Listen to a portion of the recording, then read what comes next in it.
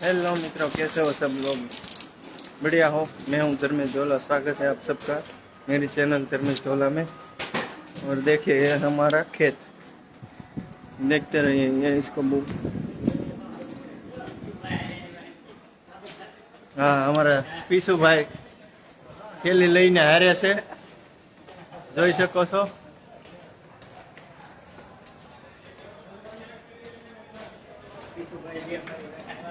આ પીછુભાઈ દેશમાંથી આવ્યા છે અને અમે હારે લીધા છે થેલી પકડીને। ये देखो हमारा खेत है, इसका व्यू दिखा दो। देखो ये पीसू भाई हमारे साथ है। देखो काका, हाय कर दो, हाय कर दो ना। क्या है यार, बस ऐसे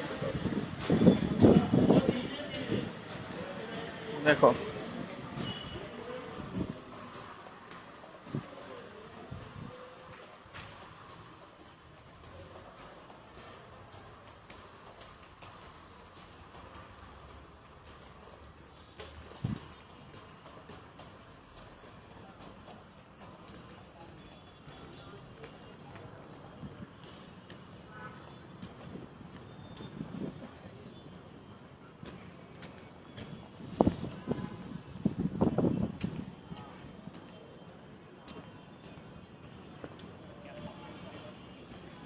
ये देखो M2 टेक्सटाइल मार्केट है।